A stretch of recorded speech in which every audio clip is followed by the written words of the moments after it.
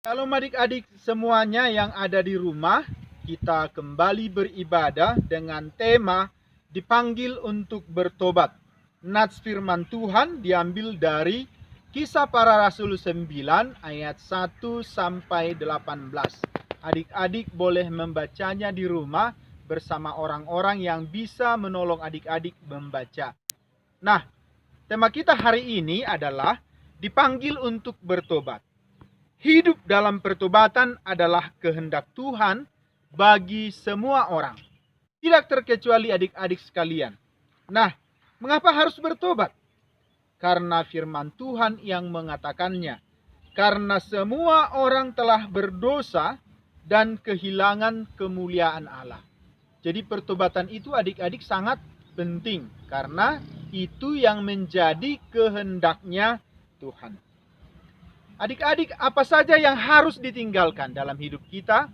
Yaitu bermacam-macam bentuk kejahatan. Misalnya adik-adik suka nakal, berbohong, mencuri, jahilin teman, dan lain-lain. Mencontek juga. Itu semua harus ditinggalkan sebagai anak-anak Tuhan. Hari ini kita akan belajar dari seorang tokoh yang bernama Saulus. Siapa namanya adik-adik? Saulus. Nah, Saulus ini dia seorang keturunan Yahudi, lahir di Tarsus. Nah, Saulus ini adalah seorang yang sungguh-sungguh taat sebagai orang yang beragama. Dia beragama Yahudi. Tentunya semua hukum Taurat dia kuasai adik-adik. Saking cintanya sama agamanya, saking cintanya dia sama kepercayaannya, dia sangat benci sama orang Kristen. Akhirnya suatu hari dia pergi menghadap imam besar untuk meminta surat izin supaya bisa menganiaya orang-orang Kristen. Baik itu laki-laki maupun perempuan yang percaya kepada Tuhan Yesus, mau dia aniaya. Bahkan mau dibunuh oleh yang bernama Saulus.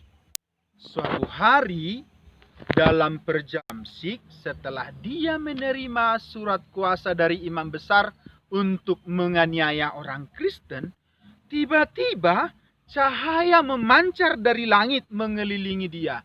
Akhirnya Saulus itu tiba-tiba menjadi rebah ke tanah, dan akhirnya dia tidak bisa melihat. Tetapi di dalam saat dia rebah, dia mendengar suara yang tidak kelihatan siapa orangnya yang berbicara. Ternyata suara itu demikian. Saulus, Saulus, mengapa engkau menganiaya aku? Akhirnya di dalam hatinya Saulus menjadi heran. Bukankah ini teman-teman saya ada di sini? Tapi kok ada yang memanggil saya? Akhirnya dia menjawab, siapakah engkau?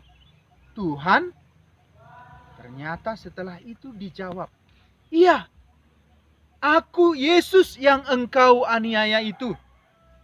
Setelah itu adik-adik, Saulusnya 3 hari 3 malam dia tidak dapat melihat. Selama 3 hari 3 malam dia juga tidak makan dan tidak minum. Stop. Setelah kisah itu terjadi adik-adik, Tuhan memakai seorang murid yang bernama Ananias. Ananias seorang yang sungguh-sungguh mengasihi Tuhan. Di dalam pendengarannya, Tuhan menyuruh dia untuk bertemu dengan Saulus. Tetapi Ananias sempat ragu adik-adik. Bukankah Saulus itu seorang penganiaya orang Kristen? Nanti kalau aku pergi ke situ, apakah aku nanti juga ikut dianiaya? Tapi kembali lagi Tuhan menegaskan atau meneguhkan hatinya. Percayalah bahwa dia adalah orang yang kupilih untuk mewartakan kebenaran ke semua bangsa. Dia sudah kutetapkan untuk memberitakan Injil ke seluruh dunia. Akhirnya adik-adik, Ananias pergi untuk bertemu dengan Saulus.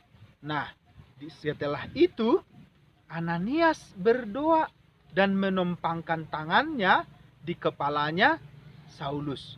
Dan ketika Saulus didoakan, dia menjadi sembuh adik-adik, bisa melihat, dan setelah itu dia makan. Adik yang dikasihi oleh Tuhan, hari ini tema kita adalah dipanggil untuk bertobat.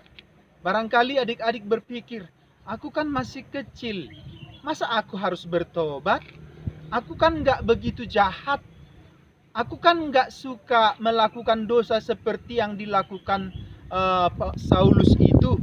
Nah, adik-adik, firman Tuhan sekali lagi katakan, semua orang telah berdosa dan kehilangan kemuliaan Allah. Adik-adik boleh membacanya di rumah dalam Roma 3 ayat 23. Berarti adik-adik manusia tidak? Oh, tentu manusia. Berarti adik-adik juga perlu pengampunan dosa dari Tuhan. Adik-adik juga perlu menanggalkan kejahatan. Adik-adik juga perlu untuk hidup benar di hadapan Tuhan. Nah, adik-adik yang dikasihi oleh Tuhan, Tuhan mengasihi semua manusia, termasuk adik-adik.